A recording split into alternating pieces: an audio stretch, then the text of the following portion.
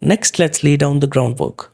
This masterclass is called the Foundations of Erythropoiesis and Anemia Classification. Before we dive into the complex diseases, we must understand the baseline. Let's get to work. Look at the screen. You cannot diagnose a broken system if you do not understand how the system was built in the first place. I want you to stop memorizing isolated lab values. A hemoglobin of 14, an MCV of 90, these numbers mean nothing without context. Instead, start reading the factory blueprints. By the end of this lecture, you will master normal erythropoiesis, the RBC indices, and the diagnostic metrics. Let's look at how this factory is organized. Think of your bone marrow as a massive manufacturing hub.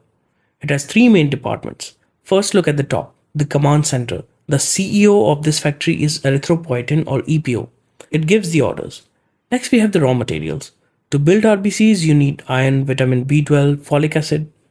These act as the steel and wiring for the cells. Finally, we have the assembly line. This consists of the erythroid precursors, which eventually become the delivery trucks, the mature RBCs in production. How does the CEO know when to order more trucks? It uses the hypoxia feedback loop. Follow the signaling stream on the slide with me. Step 1. Blood oxygen drops. Step 2. The oxygen sensors, the peritubular interstitial cells of the kidney, trigger a hypoxia response. Step 3. The kidney floods the blood with EPO, effectively screaming at the marrow. Where are the RBCs? Step 4. The stem cells hear the call and wildly accelerate the assembly line. Now look at the board trap on your screen. Severe COPD or living at a high altitude artificially triggers this exact loop. The body senses systemic hypoxia and forces the factory into overdrive, causing secondary polycythemia. Don't let examiners trick you with that. Now let's look at the actual assembly line. You must memorize this timeline. Use the cheat code on the screen. People buy premium online resources every day. Proerythroblast, basophilic erythroblast, which is packed with RNA to build the engine. Polychromatophilic erythroblast, this is critical. It is the last stage capable of mitosis. Orthochromatophilic erythroblast. Then reticulocyte and finally erythrocyte. As these cells mature, they follow the dual rule of maturation at the bottom of the slide. Number 1, the cell size shrinks, and number 2, the nucleus disappears. Before these RBC delivery trucks head the cardiovascular highway, they must pass quality control. When you order a complete blood count or a CBC, the machine prints out 3 critical operational metrics: MCV, MCH, and MCHC. Read the slide. If you do not understand these metrics, you are flying blind. They are the mathematical blueprints of the cell. Let's break them down. Metric 1 and 2 are volume and weight. First is MCV, the mean corpuscular volume. This is the size of the truck. A normal truck or RBC is between 80 to 100 femtoliter.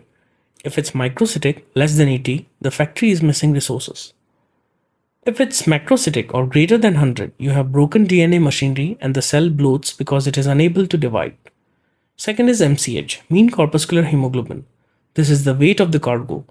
Normally is 27 to 32 picograms. This number naturally drops if the cell size shrinks because a smaller truck carries less weight.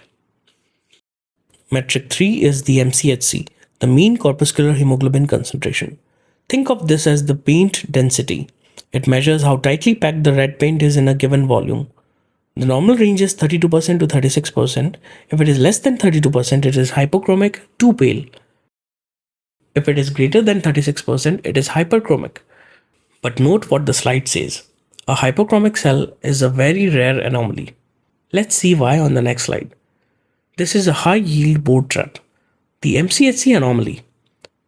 Only one major disease causes a truly elevated MCHC above 36%, and that is hereditary spherocytosis. Look at the pathophysiology. Over time, the cell loses its flexible membrane but retains all its hemoglobin cargo. It transforms into a hyperdense rigid basketball. Because you have a decreased volume with the exact same amount of hemoglobin, you get an elevated concentration. We will cover this subsequently in this lecture. Now we use those indices to build the diagnostic matrix based on morphology.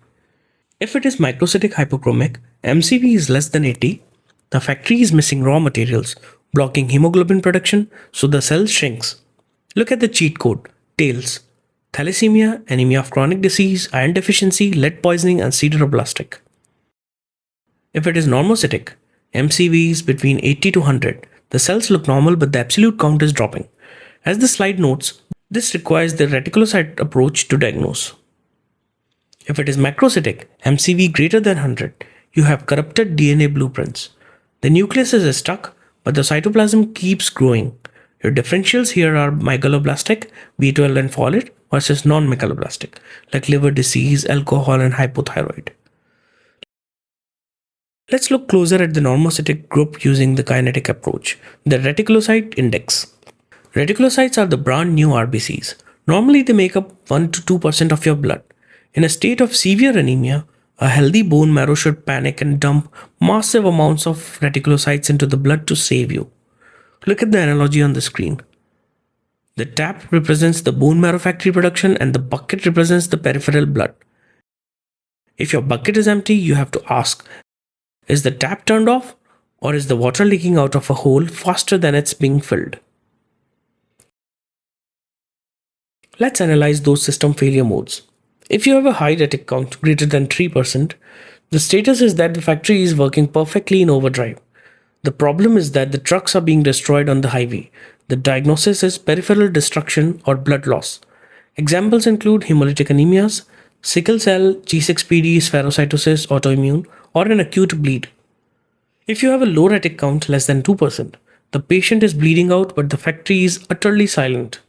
The machinery is broken or starved. The diagnosis is production failure. Examples include aplastic anemia, chronic kidney disease lacking EPO, or a severe nutritional deficiency. We bring it all together right here. This is the master diagnostic decision tree. A patient is anemic, hemoglobin less than 12 or 13. What is your first step? Check the corrected retic count. If it's greater than 3%, you have peripheral destruction, a hemolysis, or a bleed. If it's less than 2%, you have a production failure. Why is the factory broken? Check the MCV. If it's less than 80, you are missing materials, think tails. If it's 80 to 100, you have a systemic normocytic issue. If it's greater than 100, you have a DNA block splitting into megaloblastic or non-megaloblastic. Take a screenshot of this. You now possess the complete architectural blueprints to solve any clinical vignette. And that sets the stage. You now know exactly how the factory builds the cells. You know how the indices measure their quality, and you know how to classify any breakdown in the system. But what happens when the absolute most critical raw material in the world vanishes? What happens when a silent bleed slowly drains the iron completely out of the system? In our next module, we tackle the undisputed most common nutritional deficiency on earth, iron deficiency anemia, and its deceptive twin, anemia of chronic disease.